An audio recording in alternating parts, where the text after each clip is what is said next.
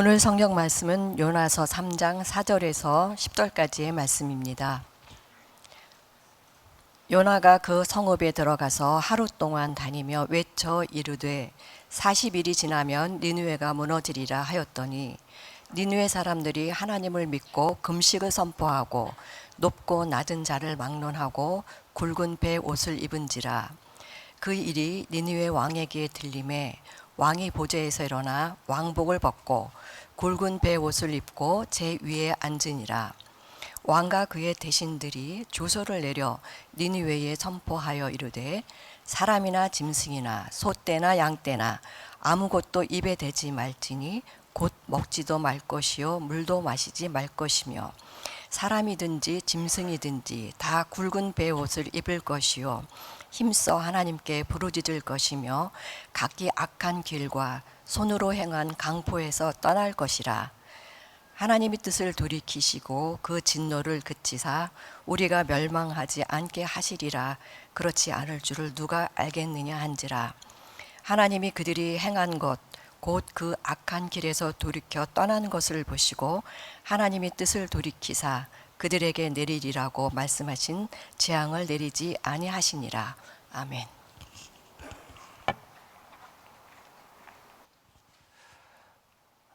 하나님께서 우리를 얼마나 사랑하시는지 모릅니다.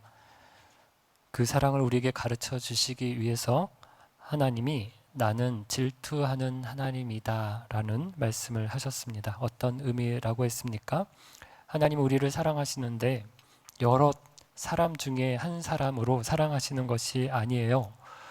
온 우주에 사람이 얼마나 많겠습니까? 그런데 온 우주에 나 하나밖에 없는 것처럼 나를 바라보시고 나를 사랑하십니다. 그런 의미로 질투하는 하나님이라 표현한 것이라 말씀했습니다. 마찬가지입니다. 하나님이 우리를 불러서 사용하십니다. 하나님이 일을 시키시려고 하시면 얼마나 시킬 사람이 많겠습니까? 잘난 사람, 똑똑한 사람, 능력 있는 사람, 그들 중에서 서류 보고 시험 보고 면접 보고 고르고 골라서 사람을 찾으실 수 있으세요. 세상은 그렇게 합니다. 그런데 저와 여러분을 하나님이 불러서 쓰십니다. 그럼에도 어떻습니까? 하나님이 우리를 불러서 쓰시는 것, 하나님이 나를 채용하신 것, 하나님 나라에 내가 취업한 것 얼마나 감격스러운지 영광스러운 일인지 모릅니다. 그럼에도 불구하고 이 핑계 저 핑계를 대고 안 하려고 합니다. 농땡이를 부립니다. 그러면 간도 너 말고 사람이 없냐? 이러면서 얼마든지 또 다른 사람을 찾아서 시키시면 됩니다. 그런데 어떻게 하세요? 온 우주에 사람이 얼마나 많은데 나 하나밖에 없는 것처럼 아시고 내가 하지 않으면 아무도 할 사람이 없는 것처럼 생각하시고 내가 할 때까지 몰아붙이십니다. 어떻게 해서든지 마음을 바꾸고 생각을 바꿔서 하게 하세요. 이것이 하나님의 열심입니다 라는 말씀을 드렸습니다. 하나님께서 선지자 요나를 불러서 사용하시기를 원하셨습니다. 요나에게 너는 일어나 저 큰 성읍 니느웨로 가서 그것을 향하여 외치라. 그 악독이 내 앞에 상달되었음이니라 라고 말씀하셨습니다. 요나가 이 말씀을 듣고 어떻게 합니까? 니느웨가 아니라 다시스로 도망합니다. 하나님이 뭐라고 말씀하시든 나는 나의 길을 가겠다. 내 마음대로 하겠다. 내 뜻대로 하겠다. 하나님의 뜻이 있고 하나님의 말씀이 있습니다. 그런데 그 말씀이, 그 뜻이 내 뜻과 같아요. 내가 생각하던 것과 같아요. 그러면 따릅니다. 하지만 내 뜻과 하나님 말씀하시는 것이 다릅니다. 그러면 어떻게 합니까? 내팽개치고 무시하고 내 마음대로 삽니다. 하나님을 배신하고 도망가는 요나를 하나님은 포기하지 않으셨습니다. 바람과 폭풍을 보내셔서 배 밑에 들어가 자고 있는 요나를 흔들어 깨우셨습니다. 바다에 던져지게 하셨습니다. 큰 물고기가 요나를 삼키게 하셨습니다. 요나가 물고기 뱃속이라고 하는 극한의 공포를 체험했습니다. 그 깊은 바다 속에서 요나가 하나님을 찾았습니다. 하나님을 부르짖었습니다. 두 손 다 들고 하나님 앞에 나와서 항복하도록 하셨습니다. 요나가 하나님께 돌이킬 때 하나님께서 물고기로 하여금 요나를 육지에 토해내게 하셨습니다. 물고기 뱃속에서 나온 요나에게 하나님께서 두 번째로 말씀하셨습니다. 3장 2절, 일어나 저 큰 성읍 니느웨로 가서 내가 네게 명한 바를 그들에게 선포하라.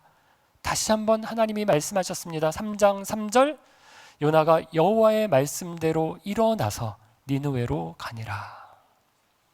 누가 이겼습니까? 요나가 이겼나요? 하나님이 이기셨나요? 하나님입니다. 하나님이 부르신 사람을 결코 놓지 않으십니다. 꼭 불러다가 기필코 하게 하십니다. 쓰십니다. 사용하십니다. 떨기나무 불꽃 가운데서 양을 치던 모세를 불러서 출애굽의 역사를 시작하실 때도 그랬고, 예수님을 3번 부인한 베드로에게 내 양을 치라, 내 양을 부탁한다라고 하실 때도 그랬습니다.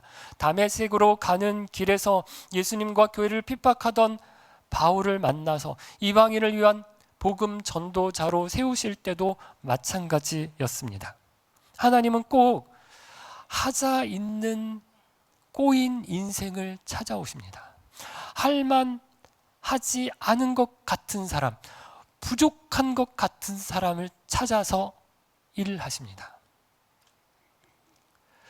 저를 봐도 마찬가지인데, 사람들 앞에만 서면 얼굴은 붉어지고 목소리는 주체할 수 없을 정도로 떨려서 말을 제대로 할 수 없는 사람이었습니다. 한 번은 초등학교 때인지 아니면 중학교 1, 2학년 때인지 정확하게 기억은 나지 않지만, 아버지가 이웃집 저 밑에 동네에 가서 어르신에게 뭘 좀 빌려오라고 말했던 건지 하여간 심부름을 시키셨습니다. 너무 하기 싫었지만 아버지가 억지로 시켜서 그 심부름을 하러 그 집 앞 대문 앞까지 가서 그 마당에 섰다가 돌아왔습니다. 아저씨 저기요 라고 말하지도 못하고 돌아왔습니다. 이분이 나를 알까? 이분이 나오면 내가 뭐라고 말해야 되나? 머릿속이 돌아가는 생각들은 많았지만 너무 부끄럽고 쑥스러워서 한마디도 못하고 돌아왔습니다. 아버지가 왜 왔냐? 왜 그냥 왔냐? 라고 해서 말 못하고 왔습니다. 라고 했더니 아버지가 이런 엄청 맞았습니다. 제가 생각해도 답답해요. 너무 소심하고 부끄러움이 많은 극한의 아이 성향인 제가 여기 이 자리에서 이 많은 사람들 앞에서 설교하고 있다는 것, 안 떨려 보이죠? 이런저런 모임에 나가서 사람들을 만나서 이야기를 나눈다는 것, 이게 하나님의 열심이 아니면 설명하기가 어려운 일이다라고 생각됩니다. 오늘 본문에 보면 요나가 두 번째 임한 하나님의 말씀에 순종해서 니느웨에서 외칩니다. 그런데 사흘 동안 걸을 만큼 큰 성읍이라고 되어 있어요. 근데 요나가 얼마나 외칩니까? 하루 동안 외칩니다. 그것도 많은 이야기를 한 것 아니에요. 딱 4마디 했습니다. 40일이 지나면 니느웨가 무너진다. 4마디만 외쳤습니다. 그렇게 성의 있게 얘기한 것 같지 않습니다. 40일이 지나면 니느웨가 무너진다 라고 외치고 다녔어요. 그랬더니 그럼에도 불구하고 어떤 일이 일어났습니까? 니느웨가 뒤집어졌습니다. 니느웨의 영적 각성이 일어났습니다. 오늘은 니느웨에 일어난 이 영적 각성을 보면서 3가지를 살펴보려고 합니다. 첫 번째, 영적 각성은 들음으로 시작한다는 것입니다. 구원은 지극히 개인적인 사건입니다. 한 사람이 하나님께 돌아오는 사건이기 때문입니다. 예배소서를 보면 바울이 이 변화를 이렇게 설명합니다. 우리가 구원받기 전에 어떤 상태였느냐? 에베소서 2장 1절, 지난 1월 암송 구절이었죠. 허물과 죄로 죽었던 자였습니다. 그래서 2장 2절 어떻게 살았느냐? 2월 암송 구절입니다. 세상 풍조를 따르고 공중의 권세 잡은 자를 따르고 육체의 욕심을 따라서 살았습니다. 그런데 지금 우리가 어떤 사람이 되었습니까? 하나님께서 그리스도와 함께 살려주셨습니다. 그리스도와 함께 일으켜주셨습니다. 그리스도와 함께 하늘에 앉혀주셨습니다. 이런 변화가 어떻게 가능했습니까? 은혜로 말미암아 구원을 받았습니다. 예수 그리스도가 이 땅에 우리와 같은 사람의 몸을 입고 오셨습니다. 우리가 당하는 아픔과 고난을 당하셨습니다. 그리고 가장 끔찍한 십자가에서 자신의 생명을 살을 찢고 피를 흘려서 우리를 대신하여 주셨습니다. 허물과 죄로 죽었던 우리를 대신하여 자신이 죄의 심판을 몸소 다 감당하셨습니다. 이 사실이 복음입니다. 이것이 은혜입니다. 그러나 많은 사람들이 이 사실을 모릅니다. 여전히 허물과 죄로 죽은 그 상태로 지냅니다. 세상 풍조와 공중의 권세 잡은 자를 따라서 살고 육체의 욕심을 따라서 살고 있습니다. 이들에게 예수 그리스도로 말미암아 일어난 변화, 이 놀라운 변화를 이야기하는 것, 알리는 것이 복음 전도입니다. 여러분, 복음을 전하지 않으면 아무 일이 일어나지 않습니다. 복음을 모르는 사람에게 누군가 가서 이야기해 주지 않으면 구원의 사건이 일어날 수 없습니다. 어마어마한 사건을 하나님께서 우리에게 행하셨는데 그 일을 누군가는 전해 주어야 한다는 것입니다. 기독교는 스스로 득도하는 종교가 아닙니다. 내가 수행을 했다, 내가 고행을 했다, 그래서 내가 도를 깨달았다, 구원을 얻게 되었다. 기독교의 구원은 이렇게 일어나지 않습니다. 바울은 로마서 10장 13에서 15절에 복음을 전하는 것의 중요성을 이렇게 말씀합니다.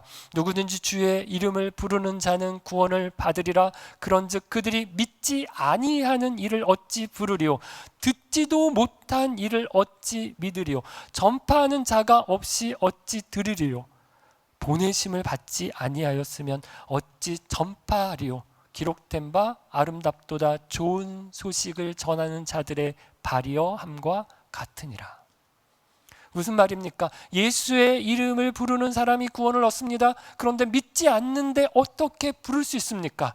들은 적이 없는데 어떻게 믿을 수 있습니까? 전해준 사람이 없는데 어떻게 들을 수 있습니까? 그러니까 말씀을 전해줘야 듣고 들어야 믿고 믿어야 고백하고 부를 수 있다는 것입니다. 구원은 개인적인 차원, 개인의 사건이지만 구원의 사건은 개인적인 차원에서만 일어나지 않습니다. 어떨 때 하나님께서는 많은 사람들을 함께 구원하는 경험을 보여주실 때도 있습니다. 오늘 본문에 나오는 니느웨가 대표적인 경우입니다. 요나의 외침을 듣고 한 사람이 구원을 받은 게 아니에요. 니느웨 성 전체가, 거기에 있는 모든 사람들이 구원을 받았습니다. 이렇게 많은 사람들이 한꺼번에 믿게 되는 경우를 성경의 또 다른 곳에서도 볼 수 있습니다. 사무엘 선지자 때 미스바라는 곳에서 이스라엘 사람들이 한꺼번에 회개하는 운동이 일어났습니다. 요시야 왕 때 성전에서 발견한 율법책을 사람들에게 들려줄 때 많은 사람들이 그 말씀 앞에 회개했습니다. 유다의 백성들이 포로에서 예루살렘으로 귀환한 후에 그 백성들에게 에스라 선지자가 말씀을 가르칠 때 회개하는 일이 있었습니다. 신약 시대에도 오순절 성령 강림 사건 후에 베드로가 설교할 때 3,000명이 믿고 세례를 받았습니다. 그 후에 사도들이 예수의 부활하심을 말할 때 5,000명이 회개하고 예수님을 믿었다고 기록되어 있습니다. 이건 성경의 기록만이 아니라 교회 역사와 선교의 역사에도 있었습니다. 복음이 전해질 때 한 사람이 아니라 한 가정이 돌아오고, 한 동네가 돌아오고, 한 부족이 돌아오는, 주님께 돌아오는 역사가 있습니다. 얼마 전 우리 교회 성도 중에 한 가정을 만나서 교제를 했습니다. 형제님이 아내를 두고 말씀을 하는데 아내가 들어와서 자기 집안이 다 믿게 되었다라고 하세요. 믿지 않던 부모님을 비롯해서 형제들이 다 믿게 되었다는 것입니다.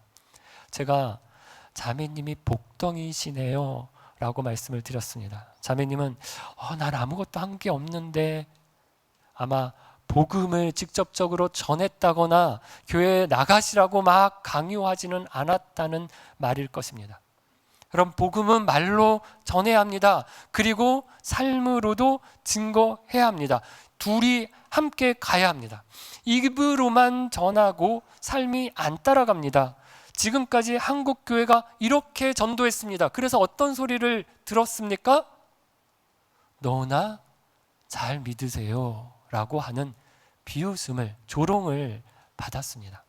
이걸 의식해서 요즘은 사람들이 말로 전하는 것보다 중요한 것은 삶이다, 삶이 바뀌어야 된다, 다른 삶을 보여주고 증거해야 된다 라고 말하는 분들이 계십니다. 맞습니다. 그런데 이분들의 문제는 또 무엇입니까?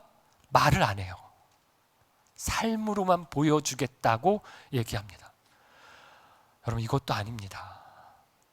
삶으로 복음을 살아내는 것과 함께 입으로 복음을 증거해야 합니다. 여러분, 최근 복음을 전해 본 적이 있습니까? 무턱대고 막 들이대라는 것이 아닙니다. 관계를 맺고 신뢰하는 관계를 맺어야 합니다. 이 사람은 전도하려고 지금 나한테 접근하는 거구나, 이러면 전도가 될까요? 조금 어렵습니다. 시간이 흘러서 자연스럽게 내가 예수 믿는 사람이라고 하는 것을 알게 되고, 그리고 슬쩍슬쩍 알려주고, 여러분, 그러면 인생의 고비를 만날 때, 풀리지 않는 고민이 있고 어려움을 만날 때가 있습니다. 그때 물어옵니다. 인생을 다르게 보고 다르게 살아가면, 그렇게 느끼면 그 사람에게 와서 물어봅니다. 그때가 복음을 전할 기회입니다. 나는 그런 문제를 예수님 만나고 이렇게 해결했다, 이렇게 복음을 전할 준비, 내가 만난 예수님을 들려주어야 할 준비를 해야 합니다. 전하는 것이 없고 듣는 것이 없으면 아무 일도 일어나지 않기 때문입니다. 두 번째 영적 각성은 마음이 가난한 데에서 일어납니다.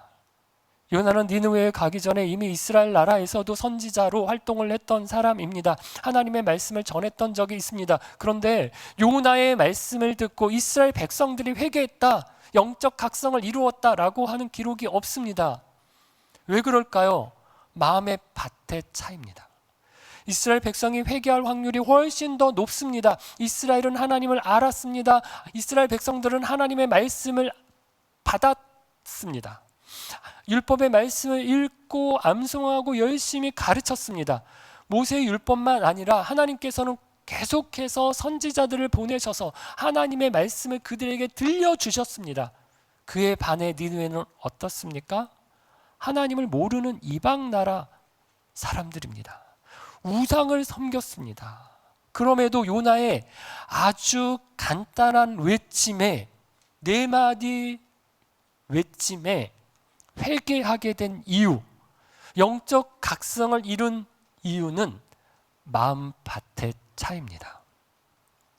복음서를 보면 예수님께서 씨 뿌리는 비유를 말씀하십니다. 4가지 밭이 있다고 하십니다. 농부가 씨를 뿌릴 때 덜어는 길가 밭에 떨어집니다. 떨어지자마자 새가 와서 먹었습니다. 말씀이 들어가지도 않고 사단이 가져간 것입니다. 덜어는 돌짝밭에 떨어졌습니다. 싹이 돋다가 물기가 없어서 말라버렸습니다. 처음에는 말씀을 기쁨으로 받는데 고난이나 어려움이, 시련이 올 때 말씀을 버린 겁니다. 덜어는 가시덤불에 떨어졌습니다. 가시덤불이 기운을 막아서 자라지 못했습니다.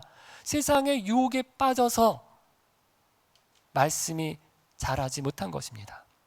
덜어는 좋은 밭에 떨어졌습니다. 어떻게 되었습니까? 30배, 60배, 100배의 열매를 맺었습니다. 이스라엘 백성들은 어떤 밭에 가까웠을까요? 돌짝밭이나 가시덤불에 가까웠습니다.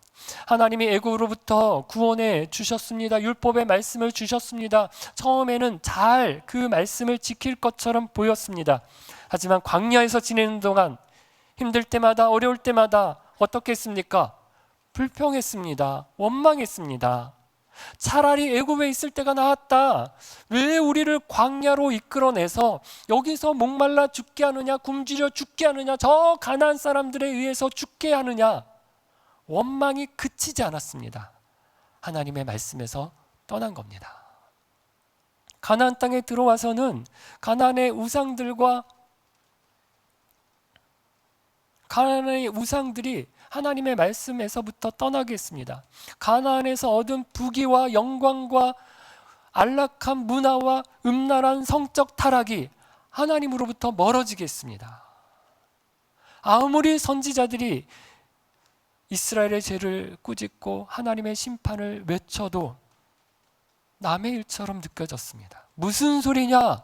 우리가 지난 안식일에도 성전에서 하나님 앞에 제사를 드렸는데 11조를 바쳤는데 우리가 율법을 얼마나 열심히 읽고 암기하는데 형식적인 신앙생활, 습관적인 종교 생활을 하며 하나님을 잘 섬기고 있다고 생각했습니다. 하지만 중심에서는 하나님으로부터 멀어졌습니다. 마음에서는 하나님으로부터 떠났습니다.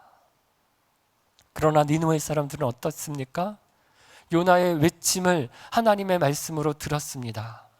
5절, 금식을 선포하고 굵은 베옷을 입었습니다. 금식을 했다는 건 먹는 것에서 내 힘이 나오지 않는다는 고백입니다. 베옷을 입었다는 건 화려한 옷이 나의 아름다움을 주지 않는다는 표현입니다. 자신이 얼마나 비참한 상태에 있는지, 죄인인지를 깨달은 것입니다. 복음을 전할 때 사람들이 다른 반응을 보일 수 있습니다. 그래서 우리가 복음을 전한 후에 결과가 어떻든지 실망할 필요가 없습니다. 같은 사람이 같은 설교를 해도, 같은 사람이 같은 복음을 전해도 사람에 따라서, 마음밭에 따라서 다르게 반응할 수 있습니다. 지금은 복음에 냉담한 반응을 보일지라도 여러분, 우리가 포기하지, 실망하지 않아야 될 이유는 하나님께서 다른 기회에 그 사람을 만나실 때가 있다는 것입니다. 마음을 가난하게 하실 때가 있습니다. 길가밭, 돌짝밭, 가시 덤불과 같았던 마음이 옥토가 되게 하실 때가 있습니다. 포기하지 말고 그때까지 인내하며 기다려야 하는 것입니다. 저도 비슷한 경험을 한 적이 있습니다. 어떤 때는 똑같은 말씀을, 설교를 이곳에서 전하고 다른 곳에서도 전한 적이 있습니다. 선교단체 간사로 섬길 때 요한계시록의 말씀을 가지고 캠퍼스에서 말씀을 전했습니다. 말씀을 마치고 기도하는데 회개하고 눈물로 하나님 앞에 부르짖는 친구들이 많았습니다.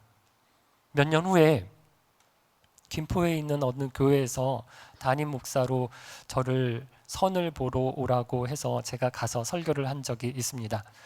어떤 설교를 할까 고민하다가 자신 있는 설교, 그 경험을, 좋았던 경험을 살려서 같은 설교를 했습니다. 똑같은 원고를 가지고 제가 똑같이 설교했는데 반응이 별로였던 것 같습니다. 유력하다는 이야기를 듣고 갔는데 이후로 연락이 없었습니다. 그리고 얼마 있지 않아서 제가 모스크바로 가게 되었습니다. 예수님이 말씀을 전해도 다 믿었던 것이 아니었습니다. 바울의 설교를 듣고 어떤 이는 회개하며 예수님을 내 삶의 주인으로 모시겠다라고 결단했습니다. 하지만 어떤 이는 바울의 설교를 듣고 바울을 잡아 죽이기로 결단했습니다. 복음을 전하는 사람도 중요합니다. 하지만 복음을 듣는 이의 마음밭도 중요합니다. 그래서 좋은 마음밭이 되도록 기도해야 하는 것입니다. 세 번째, 영적 각성은 죄로부터 돌이켜 떠나야 합니다. 니느웨 백성들이 금식을 하고 굵은 베옷을 입었다는 소식을 니느웨 왕이 들었습니다. 놀라운 사실은 왕이 이 말을 듣고 백성들과 함께 했다는 것입니다. 왕이 보좌에서 일어나 왕복을 벗고 굵은 베옷을 입었습니다. 그리고 제 위에 앉았습니다. 왕의 권위를 다 내려놓은 겁니다. 그리고 조서를 내렸습니다. 니느웨의 모든 백성들이 다 참여하도록 했는데 사람이나 짐승이나 소떼나 양떼나 아무것도 입에 대지 말라고 했습니다. 먹지도 말고 마시지도 말라고 했습니다. 도시 전체가 어떻게 되었을까요? 그럼 어른들은 자기의 의지로 금식할 수 있습니다. 그러나 아기들은 어떨까요? 젖 먹는 아기가 젖 먹을 시간이 됐는데 젖이 안 들어옵니다. 그럼 어떻게 할까요? 웁니다. 그런데 이렇게 악을 쓰고 죽는다고 그렇게 악을 쓰고 울더라고요. 가축들, 소떼, 양떼 밥 달라고 물 달라고 엄청 울었을 것입니다. 아기들의 울음소리, 짐승들의 울음소리가 니느웨 도시 전체에 쩌렁쩌렁 울려 퍼졌을 것입니다. 난리가 났을 것입니다. 8절은 그 소리에, 그 난리통에 하나님께서 소리를 하나 더 얹으라고 하십니다. 니느웨의 모든 백성도 힘써 하나님께 부르짖으라고 하십니다.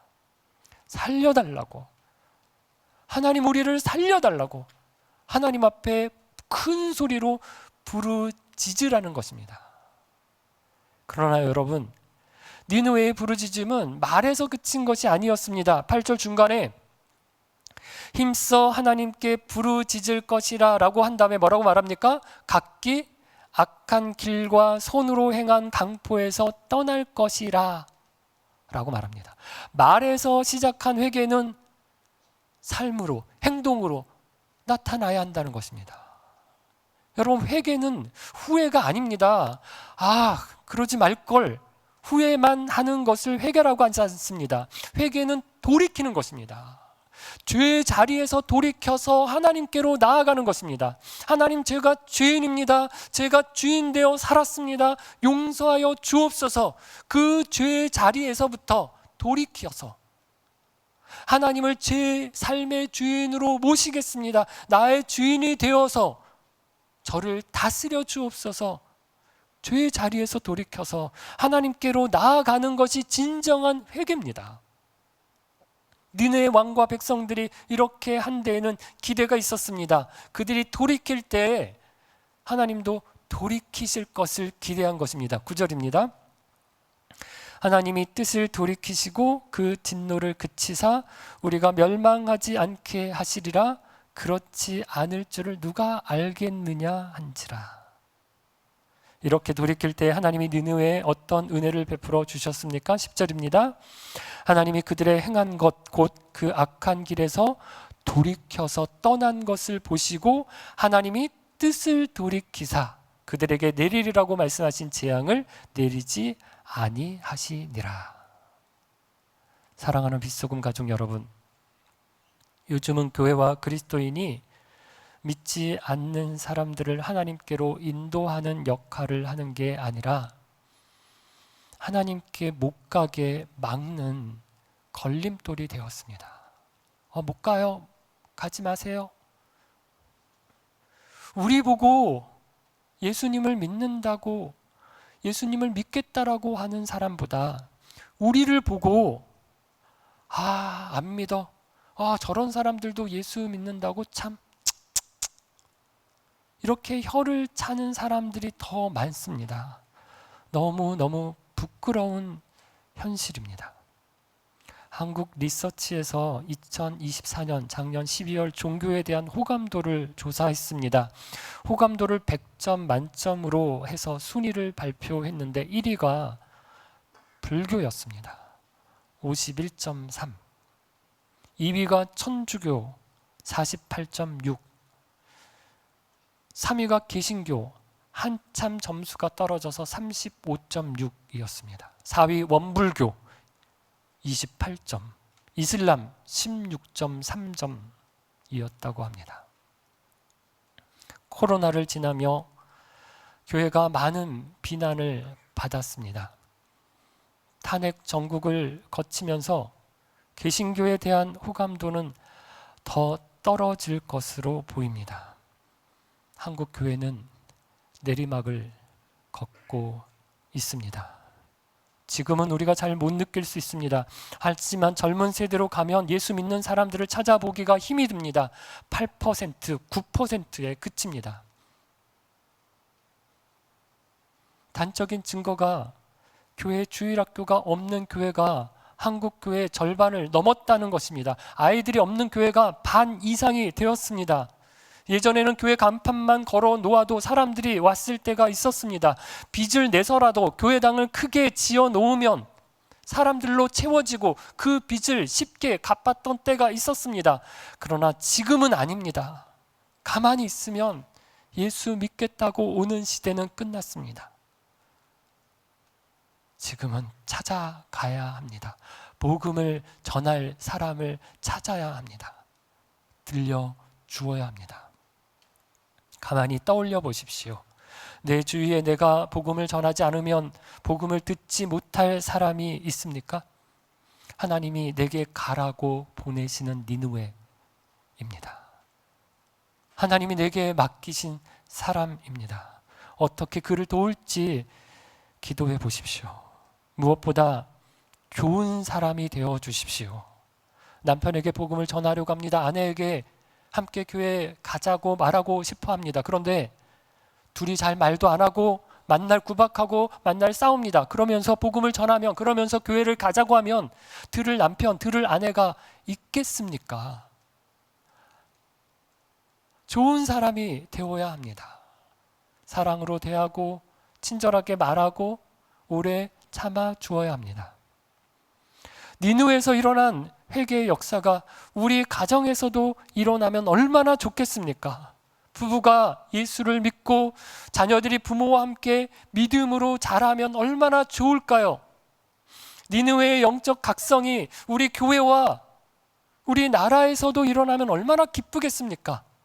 교회만 왔다 갔다 하던 이들이 예수님을 내 삶의 주인으로 모시고 내 삶을 하나님 앞에 드리겠다라고 결단하는 일이 목장마다 일어나면, 다음 세대 우리 부서에서 우리 자녀들이 그렇게 일어나면 얼마나 좋겠습니까?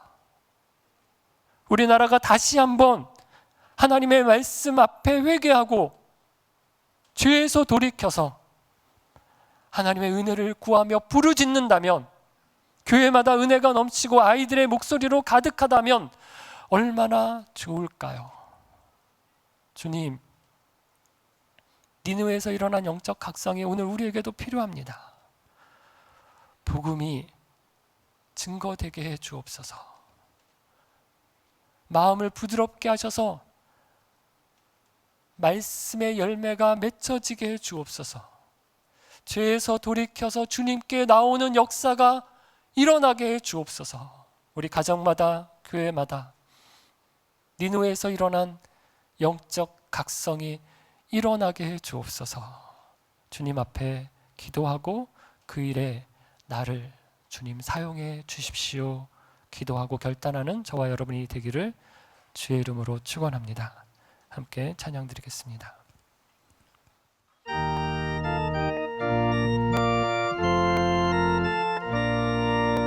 저 죽어가는 자 다 구원하고 죽음과 죄에서 건져내며 죄인을 위하여 늘 애통하며 예수의 공로로 구원하네. 저 죽어가는 자 예수를 믿어 그 은혜 힘입어 다 살겠네. 주 믿지 않는 자 불쌍히 여겨 자에게 할 때를 기다리네.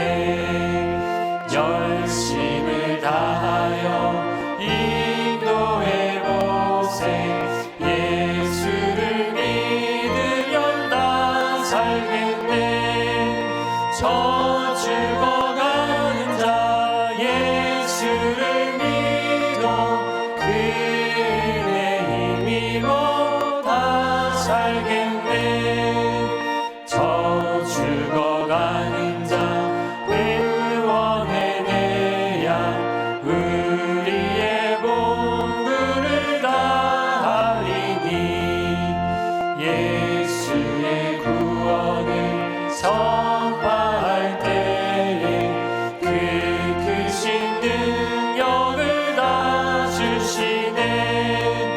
저 죽어가는 자 예수를 믿어 그의 힘입어 다 살겠네.